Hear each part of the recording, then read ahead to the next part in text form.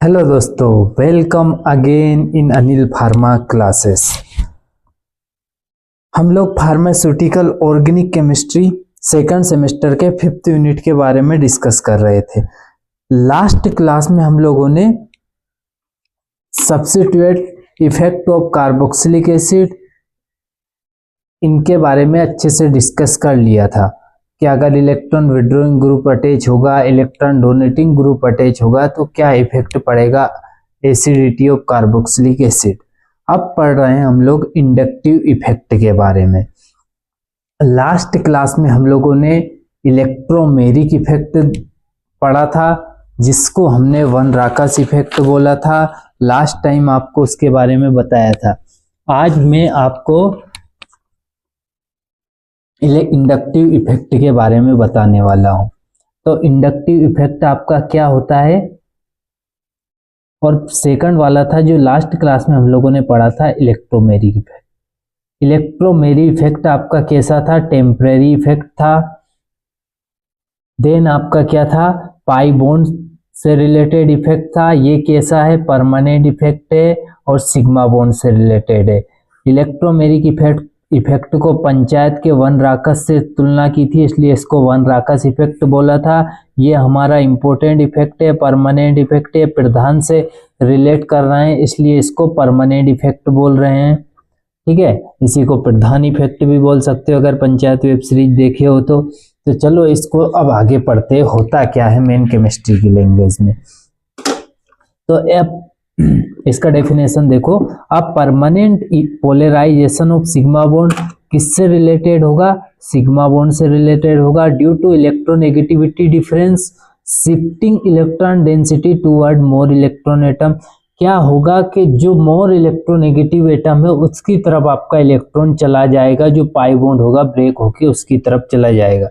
ये नॉर्मल होता ही है, जिसकी इलेक्ट्रोनेगेटिविटी ज्यादा है उसकी तरफ ही बॉन्ड का जो बॉन्ड है वो ब्रेक होके इलेक्ट्रॉन उसकी तरफ जाते हैं। फॉर एग्जांपल इसको कॉमन लैंग्वेज अपनी लैंग्वेज में समझो, जिसके पास दमदारी है, जिसके पास पैसा है, अधिकतर लोग उसी की तरफ बोलते हैं। सेम यहाँ पे चल रहा है, जिसकी इलेक्ट्रोनेगेटिविटी ज्यादा है, जिसकी विड्रॉल पावर ज्यादा है, उसी की तरफ इलेक्ट्रॉन जाएगा।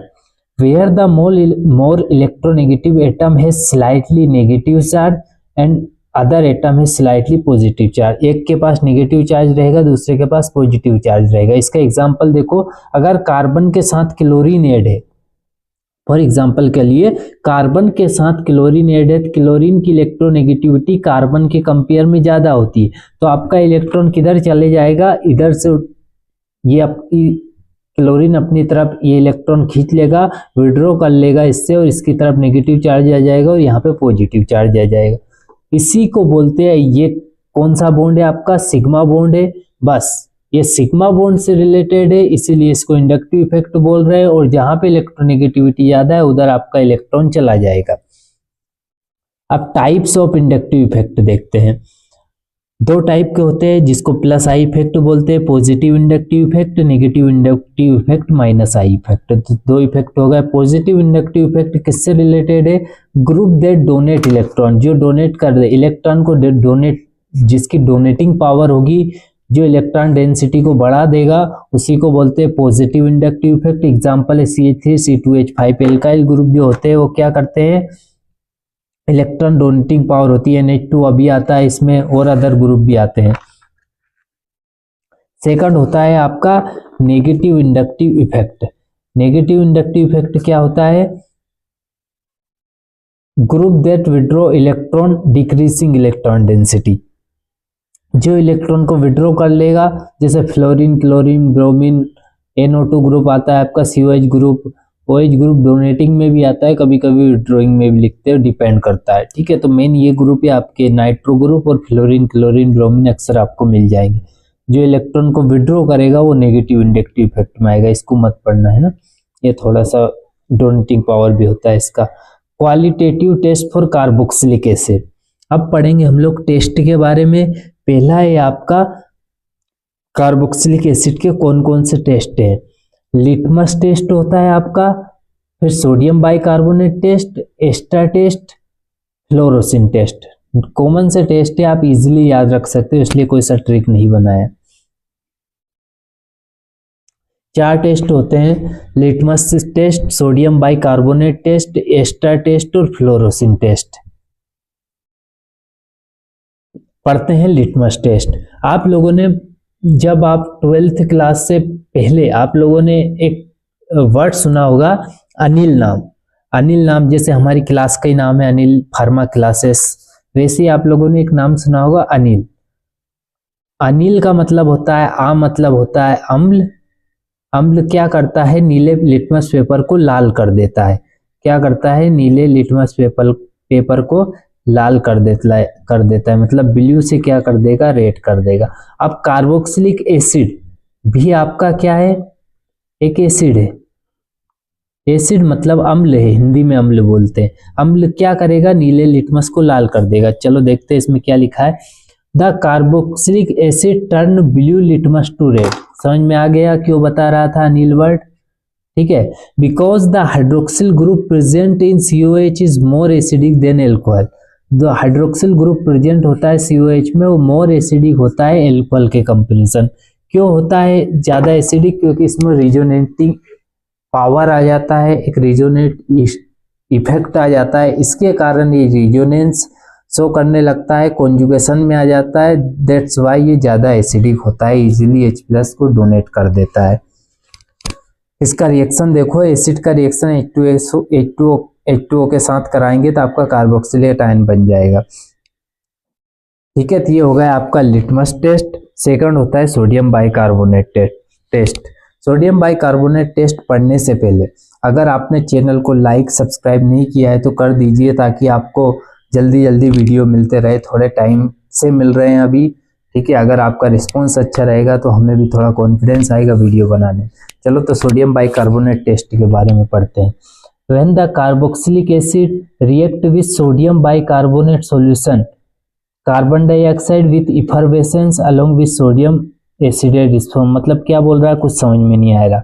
चलो रिएक्शन देखते हैं इसका तो समझ में आ जाएगा। बोल रहा है जब आप लोग कार्बोक्सिलिक एसिड का रिएक्शन सोडियम बाइकार्बोनेट से कराओगे तो आपका CO2 गैस इफरवेसेंस मतलब एक जो जैसे पानी में अगर आपने कभी एक ऐसा टेबलेट डाला हो जो इफरवेसेंट नेचर का हो, मतलब जो बबल क्रिएट करता हो, ठीक है, CO2 गैस रिलीज करता हो, बस वैसे ही बोल रहा है कि CO2 इफरवेसेंस हो जाएगी, मतलब CO2 बबल के फॉर्म में निकल जाएगा, देन आपका सॉल्ट का फॉर्मेशन हो जाएगा।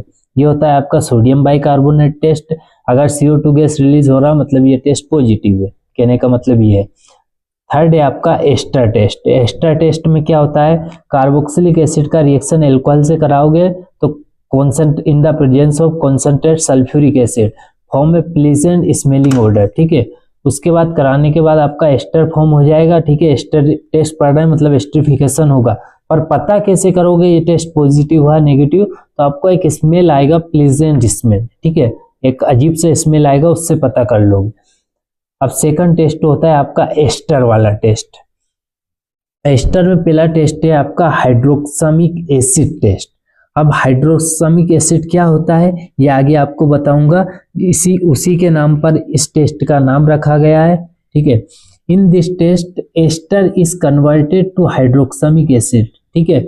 एस्टर किस में कन्वर्ट होगा, हाइड्रोक्सामिक एसिड में कन्वर्ट होगा, इसीलिए इस टेस्ट का नाम हाइड्रोक्सामिक एसिड रखा गया है। Which give positive ferric chloride test, ठीक है। फेरिक क्लोराइड के साथ ये पॉजिटिव टेस्ट देता है। इफ कलर आप फॉर्म इन दैट फेयर तो add additional drop of 5% until colour persist, ठीक है। ये छोड़ो, ये कम करनी। एस्टर का रिएक्शन हाइड्रोक्सिल अमीन के साथ जब कराओगे इसी को बोलते हैं हाइड्रोक्सिल अमीन, ठीक है, क्योंकि हाइड्रोक्सी ग्रुप लगा है और अमीन ग्रुप लगा है। एस्टर का कॉमन फॉर्मूला आपको RCOR पता है। जब OH माइनस बेसिक मीडियम में इसका रिएक्शन कराओगे तो आपका ये हाइड्रोक्सामिक एसिड बनेगा। ये देखो, ये पूरा का पूरा जो स्ट्रक्चर बना हुआ है इसी को बोलते हैं हाइड्रोक्सामिक एसिड, ठीक है। हाइड्रो मतलब OH ग्रुप भी है, अमीन ग्रुप भी है, इसलिए पूरे का नाम हाइड्रोक्सामिक एसिड रख दिया। FeCl3 के साथ इसका रिएक्शन कराओगे तो आपको कलर मिलेगा। यही कलर इंडिकेट करता है कि आपका टेस्ट पॉजिटिव या नेगेटिव। तो ये समझ गए होंगे आप लोग एस्टर टेस्ट के बारे में, हाइड्रोक्सामिक एसिड टेस्ट के बारे में एस्टर के लिए। सेकंड टेस्ट पढ़ते हैं। ठीक है, जल्दी तो नहीं हो रहा, धीरे धीरे ही पढ़ा रहा हूँ, अगर फिर भी लग रहा है तो आप लोग एक बार वीडियो को पॉज कर लेना। एल्कलाइन हाइड्रोलिसिस या phenolphthalein test. Ester can be hydrolysed in the presence of an acid और base producing a carboxylic acid salt and alcohol phenolphthalein can be used as a indicator। इस test में हम लोग phenolphthalein को as a indicator use कर रहे हैं, वही मेन कलर का काम करेगा, एंड पॉइंट का काम, इसलिए इसको फिनोप्थिलीन।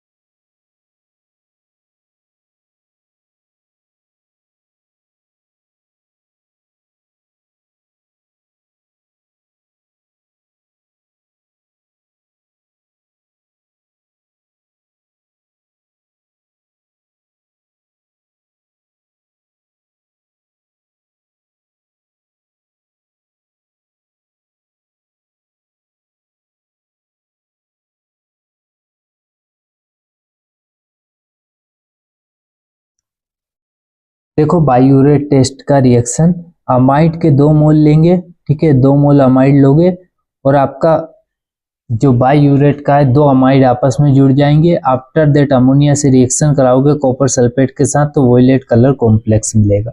यही कलर कॉम्प्लेक्स इंडिकेट करता है आपका टेस्ट पॉजिटिव या नेगेटिव। सेकंड है आपका अल्कली टेस्ट। अल्कली टेस्ट में आप लोग क्या करते हो, amide are decomposed by NaOH मतलब sodium hydroxide to evolve ammonia. The gas can be tested by moist red litmus paper which is then turn blue. क्या करता है, लिटमस पेपर जो आपका होगा वो किस में कन्वर्ट हो जाएगा, ब्लू, रेड से ब्लू में कन्वर्ट हो जाएगा। ठीक है, मतलब क्या करोगे आप, अमाइड का रिएक्शन सोडियम हाइड्रोक्साइड से कराओगे तो आपका सोडियम सॉल्ट कार्बोक्सिलिक एसिड बनेगा, आपका अमोनिया उसमें इवॉल्व निकलेगा। ठीक है, और उसके बाद आप जब टेस्ट कराओगे लिटमस पेपर का तो रेड से कैसा हो जाएगा, ब्लू कलर का हो जाएगा। देन आपको इंडिकेशन मिल जाएगा आपका टेस्ट पॉजिटिव या नेगेटिव। तो ये आपके ईस्टर के टेस्ट हो गए। अब आगे पढ़ते हैं structure and uses and it's derivative. ठीक है, कार्बोक्सिलिक एसिड के स्ट्रक्चर के बारे में पढ़ेंगे, जो कॉमन कुछ कार्बोक्सिलिक एसिड है उसके यूजेस पढ़ेंगे। ठीक है, तो स्टार्ट करते हैं एसिडिक एसिड से। एसिडिक एसिड क्या होता है उससे स्टार्ट करते हैं, कैसा दिखता है। एसिडिक एसिड को इथेनोइक एसिड भी बोलते हैं क्योंकि इसमें 2 कार्बन होते हैं। It is colourless liquid compound with sour taste and pungent smell. It is main component of vinegar. It is produced industry both synthetically and by bacterial fermentation। इसको industry में भी प्रोड्यूस करते हैं, सिंथेटिकली सिंथेसिस करके भी बनाते हैं, bacteria की फर्मेंटेशन से मिलता है। अगर आप लेब में इसको देखे होंगे तो इसका पंजेट स्मेल, थोड़ा अजीब सा स्मेल आता है, एंड कलरलेस लिक्विड होता है। अगर आप लेब गए हो, कॉलेज गए हो तो आप इजीली इसको मतलब इमेजिन कर सकते हो, जिससे आपको लंबे समय तक याद रह सकता है। इथेनोइक एसिड क्यों बोल रहे थे इसी को, इसमें 2 कार्बन है, 2 कार्बन को एथ बोलते हैं, और ओइक एसिड कार्बोक्सिलिक एसिड के लास्ट में सफिक्स में लग जाता है, इसलिए इसको इथेनोइक एसिड बोलते हैं। इसका यूज कहाँ पे होता है, it is used in the production of vinyl acetate monomer. ठीक है, VMA के उसमें यूज होता है। सोल्वेंट के रूप में इंक, पेंट एंड कोटिंग में यूज करते हैं। इफेक्टिव एंटीसेप्टिक होता है। ठीक है। एंटीसेप्टिक मतलब घाव पे लगा सकते हैं कटे हुए। Manufacture of fibre, rubber and plastic में यूज होता है। क्लिनिकल लेबोरेटरी में यूज होता है। ईयर के इन्फेक्शन में यूज करते हैं। And preservation of food, food के प्रिजर्व, लंबे समय तक फूड को रखना है उसमें यूज करते हैं। तो कॉमन से यूज है, यू कैन रिमेम्बर इजिली, ठीक है। आप आसानी से याद रख सकते हो, ऐसा कुछ भी नहीं है, ठीक है। 2 एक बार पढ़ोगे you can easily remember. Second है आपका लैक्टिक एसिड। लैक्टिक एसिड क्या होता है आपका, ये आपका chiral compound, chiral organic compound है, व्हाइट वाटर सोल्यूबल होता है, हाइग्रोस्कोपिक कंपाउंड होता है। हाइग्रोस्कोपिक का मतलब क्या होता है, आपके 2 वर्ड होते हैं, एक हाइग्रोस्कोपिक होता है, दूसरा डेलिक्विसेंट होता है। हाइग्रोस्कोपिक मतलब होता है कि अगर आपने किसी भी ऐसे कंपाउंड को रखा इन्वायरमेंट में जो वाटर को एब्सॉर्ब कर लिया और अपनी प्रॉपर्टी को रखे रहा, वाटर को एब्सॉर्ब कर लिया, ठीक है। देन डेलिक्विसेंट का मतलब क्या है, उस वाटर को एब्सॉर्ब किया और उसी में घुल गया, ठीक है, पूरी तरीके से सोल्यूबल हो गया, उसी को बोलते हैं डेलिक्विसेंट, ठीक है। दोनों सेम वर्ड है, ज्यादा कुछ अंतर नहीं है। हाइग्रोस्कोपिक मतलब जो आपने कंपाउंड रखा, फॉर एग्जांपल के लिए नमक ले लो, नमक को आपने इन्वायरमेंट में रखा, उसने उस इन्वायरमेंट से जो मॉइस्चर था उसको अपनी तरफ सोख लिया, पर वो उसमें घुला ना, ठीक है, तो उसको बोलते हैं हाइग्रोस्कोपिक। पर एक और कंपाउंड रखा है जो इन्वायरमेंट में रखा, मॉइस्चर को एब्जॉर्ब किया और उसी में वो घुल गया, उसको बोलते हैं डेलिक्विसेंट। समझ में आ गया होगा। It is isolated from milk, lactic acid को कॉमन सी बात है मिल्क से मिलता है। इसका फॉर्मूला क्या होता है, कायरल कंपाउंड क्यों बोल रहे थे इसको, इसलिए बोल रहे थे कि ये कार्बन देखो इसकी चारों वैलेंसी अलग अलग है, OH COH CH3H, इसलिए इसको कायरल ऑर्गेनिक कंपाउंड बोलते हैं। ये कॉमन स्ट्रक्चर है लैक्टिक एसिड का, एक कार्बन के साथ एक COH ग्रुप लगा देना, एक OH ग्रुप, एक CH3 और एक H, ठीक है, तो आपका कॉमन लैक्टिक एसिड बन जाएगा। अब इसके यूजेस देख लेते हैं। Lactate are the main component of a lactate Ringer solution. अगर आप लोग डॉक्टर के पास कभी गए हो तो आपको जिसका बीपी कम रहता है, अक्सर डॉक्टर उसको RL की बोतल लगाता है।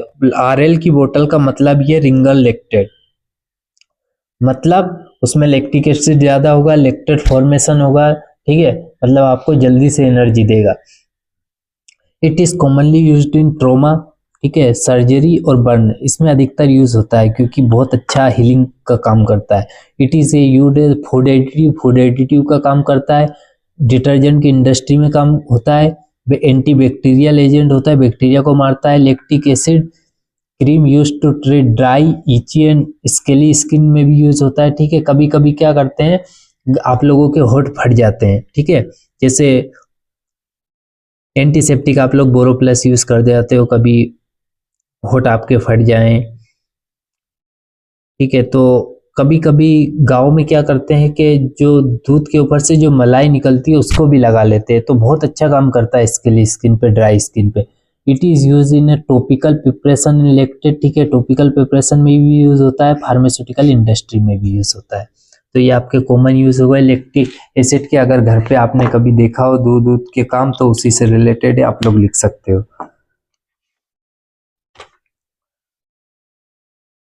अगला है आपका टार्टरिक एसिड। टार्टरिक एसिड क्या होता है, ये भी आपका क्या है, व्हाइट कलर का क्रिस्टलाइन ऑर्गेनिक सॉलिड है। Naturally in many plants, most notable in grapes, अंगूर में अधिकतर मिलता है, ठीक है, ग्रेप्स मतलब अंगूर।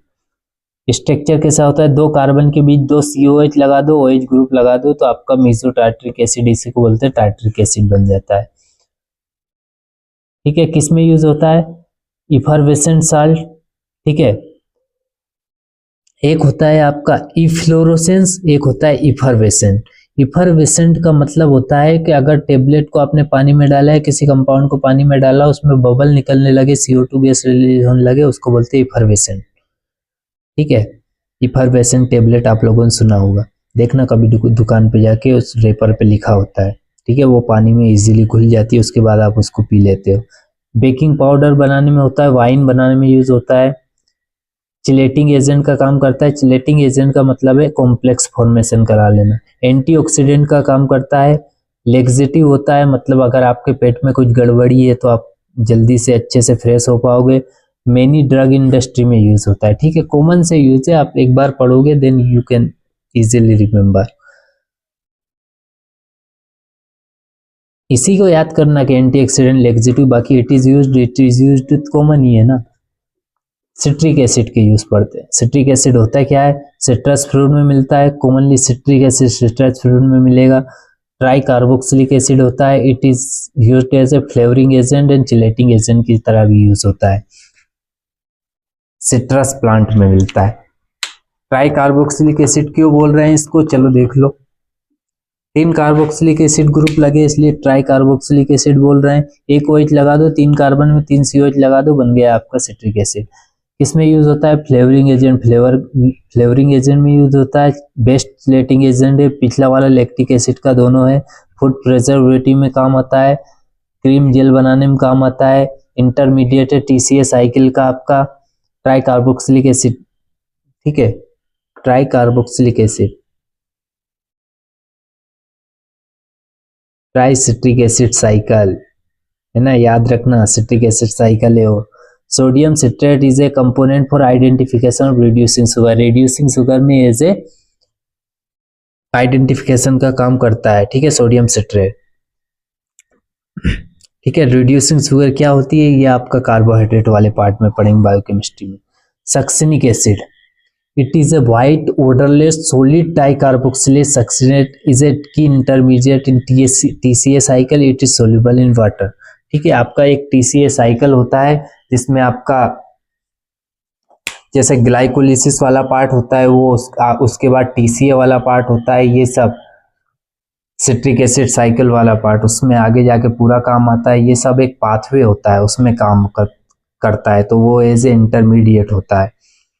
ठीक है, इसका स्ट्रक्चर कैसा होता है, सक्सिनिक एसिड का 2 कार्बन है उसमें 2 COH जोड़ दो तो आपका सक्सिनिक एसिड बन जाता है। ऐसे ही याद रखा करो, नहीं तो भूल जाओगे सब कुछ। इसके यूज पढ़ते हैं। इट इज फ्लेवरिंग एजेंट, ये कॉमन है। एक्सिपिएंट की तरह यूज होता है। स्ट्रेस एंड एंजाइटी, अगर आपको चिंता हो रही तो आप लोग ले सकते हो। इम्यून सिस्टम को अच्छा बनाता है, एंटी इन्फ्लेमेशन को कम करता है, ये रेस्पिरेशन को इम्प्रूव करता है। ठीक है, ऑक्जेलिक एसिड, ऑक्जेलिक एसिड का क्या है, क्रिस्टलाइन सॉलिड होता है, सोल्यूबल वाटर में, simple dicarboxylic acid. 2 carboxylic acid को आपस में जोड़ दो then oxalic acid. Main application cleaning में यूज होता है, रस्ट रिमूविंग एजेंट है, लेंथेनाइट केमिस्ट्री में यूज होता है, रिड्यूसिंग एजेंट की तरह काम करता है, डाइंग में काम करता है, डाइंग प्रोसेस में। तो कॉमन यूज है सबके, मैक्सिमम थोड़े बहुत मिलते जुलते यूजेस है, तो आप एक का देखोगे तो लगभग you can remember. Salicylic acid, monohydroxy benzoic या फिनोलिक एसिड इसी को बोलते हैं। कलरलेस होता है, क्रिस्टलाइन ऑर्गेनिक एसिड होता है, ऑर्गेनिक सॉल्वेंट में सोल्यूबल है, वाटर में लेस सोल्यूबल। सैलिसिलिक एसिड का फॉर्मूला क्या होता है, बेंजीन है उसके साथ एक OH COH ग्रुप लगा दो तो आपका सैलिसिलिक एसिड बन जाता है। एस्पिरिन के लिए मेन स्टार्टिंग मटेरियल का काम करता है, टॉपिकल मेडिसिन में काम आता है, वॉट्स एकन, ठीक है, जैसे फुंसियाँ वंसियाँ दाग धब्बे हो जाते हैं उसमें। बैक्टीरियोसाइडल एंड एंटीसेप्टिक की तरह काम करता है। केरेटोलाइटिक एजेंट, ठीक है, उसकी तरह भी ये काम करता है। तो ये आपका सैलिसिलिक एसिड के बारे में हो गया। अब पढ़ते हैं बेंजोइक एसिड के बारे में। It is colorless crystalline compound. Benzoic acid is produced commercially by partial oxidation of toluene with oxidation. ठीक है, ये काम का नहीं है, क्रिस्टलाइन कंपाउंड होता है, ये काम का है। बेंजोइक एसिड का फॉर्मूला बेंजीन के ऊपर COH ग्रुप लगा दो, ये बेंजोइक एसिड हो गया।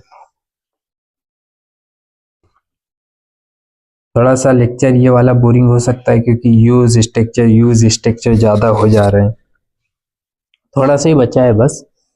It is use for treatment of fungal skin disease में काम होता है, अगर आपको फंगस हो जाए। एक्सपेक्टोरेंट, ठीक है, एक्सपेक्टोरेंट का मतलब है एक्सपेल द म्यूकस, उसमें काम आता है। प्रिजर्वेटिव का काम करता है, इंडस्ट्रियल सिंथेसिस में काम आता है। टूथपेस्ट, लिपस्टिक, फेशियल क्लींसर में काम आता है। Benzyl benzoate, it is ester of benzyl alcohol and benzoic acid का एस्टर है। It form either a viscous liquid solid flakes with sweet balsamic odour के साथ। ये इसका स्ट्रक्चर है, देखो बेंजीन है, उसके साथ एक COOR, ठीक है, एस्टर ग्रुप लगा दो बेंजीन के साथ। Effective topical treatment for human scabies. Scabies एक टाइप का प्रॉब्लम होता है जिसमें छोटे छोटे दाने हो जाते हैं, उसके बीच अगर आप उसको थोड़ा सा भी लगा दोगे तो एक लिक्विड तक निकलता है, ठीक है। लाइस को किल, वो एक टाइप का मतलब बैक्टीरियल इन्फेक्शन है। वेसोडाइलेटिंग, वेसल्स को डायलेट कर देगा। स्पोस्मोलाइटिक इफेक्ट, ठीक है, स्पास में जैसे आपको जरा सी एठन टाइप हो गई, गैस टाइप हो गई तो उसमें काम करता है। इन सम टेस्टोस्टेरोन रिप्लेसमेंट, एक्सिपिएंट की तरह काम करता है टेस्टोस्टेरोन के रिप्लेसमेंट में। अगला है आपका डाइमिथाइल थैलेट। ये किसका काम करता है? Methyl ester of phthalic acid का काम करता है। कलरलेस लिक्विड होता है। It is soluble in organic solvent में सोल्यूबल है, वाटर में स्लाइटली सोल्यूबल है। ये देखो, ये इसका स्ट्रक्चर हो जाएगा। थैलिक एसिड, ठीक है, मिथाइल एस्टर, ठीक है, मिथाइल ग्रुप लगा दो तो आपका ये बन जाएगा। इंसेक्ट रिपेलेंट फॉर मॉस्किटो, ठीक है, मॉस्किटो में, ठीक है, जो रिपेलेंट का काम करता है। Widely used as a plasticiser का काम करता है। कॉस्मेटिक में काम करता है। इंसेक्टिसाइड, कीड़ों को मारने के लिए। मैन्युफैक्चर, परफ्यूम में बनाने के लिए। प्लास्टिक को मोर फ्लेक्सिबल बनाने में काम करता है, ठीक है। मिथाइल सैलिसिलेट, मिथाइल सैलिसिलेट का क्या काम है? ऑर्गेनिक एस्टर होता है, naturally produced many plant species, plant Gaultheria procumbens, ठीक है, याद नहीं रहे तो भी इतना दिक्कत नहीं है। मिथाइल सैलिसिलेट का स्ट्रक्चर है, मिथाइल सैलिसिलिक एसिड बना दो, उसमें एक H को हटा के रिप्लेस करके CH3 लगा दो, बस वही हो जाता है मिथाइल सैलिसिलेट। इसका यूज कहाँ है? एनाल्जेसिक, ओनली टॉपिकली यूज होता है। क्या करता है? ट्रीट माइनर एके, ठीक है, फुंसियों को कम करता है, मसल्स पेन में रिलीफ करता है। फ्लेवरिंग एजेंट का काम करता है। एंटीसेप्टिक, स्टिमुलेंट का काम करता है। कॉमन यूज है जो ऑलरेडी पढ़ चुके हो। एसिटाइल सैलिसिलिक एसिड, इसी को एस्प्रिन बोलते हैं। ट्रीट पेन, फीवर, ये नॉर्मली आपको पता ही है, टेबलेट के बारे में, एस्प्रिन के बारे में आप लोग सुने होंगे। इसका फॉर्मूला है, बेंजीन के ऊपर एक COH ग्रुप लगा दो, O एस्टर वाला ग्रुप और CH3, ये होता है आपका salicylic acid, acetyl salicylic acid. ये आपका एसिटाइल वाला पार्ट इसी को बोलते हैं, इसलिए इसका पूरा नाम acetyl salicylic acid. Antipyretic, analgesic काम करता है, मतलब बुखार में भी काम करता है, पायरेटिक है, और दर्द में भी काम करेगा। Lower dose is used anti clotting agent, ठीक है, एंटी क्लोटिंग एजेंट का भी काम करता है। अगर आपने कभी देखा हो कि कोई हार्ट का पेशेंट है, ठीक है, उसको डॉक्टर एस्प्रिन भी देता है दर्द के साथ। क्यों देता है? क्योंकि उसका जो ब्लड है वो थोड़ा सा क्लोट ना हो, इसलिए एंटी क्लोटिंग एजेंट का भी काम करता है, इसीलिए देता है। Aspirin effective treatment of some time of neuropathic pain, जो नर्व से रिलेटेड पेन है उसमें भी काम करता है। एंटी इन्फ्लेमेटरी भी होता है, इन्फ्लेमेशन को कम करता है। और हार्ट से रिलेटेड जो डिसीज है, कार्डियोवास्कुलर, हार्ट से रिलेटेड डिसीज, उसमें भी काम करता है। तो ये आपके जितने भी एसिड थे उनके पूरे काम हो गए, ठीक है। स्ट्रक्चर, यूज एंड डेरिवेटिव थोड़े ज़्यादा थे, थोड़ा बोरिंग लग सकता है, पर सबके एक जैसे यूज है, मतलब थोड़ा बहुत ही अंतर है, थोड़ा इधर उधर है। तो आप लोग अच्छे से पढ़ना। कुछ भी डाउट लगे, आप लोग किसी वर्ड में समझ में नहीं आए तो आप लोग पूछ सकते हैं कमेंट करके, ठीक है। बाकी आपको अच्छा लगे, चैनल सब्सक्राइब करें, लाइक करें, दोस्तों को शेयर करें। Thank you for watching this video.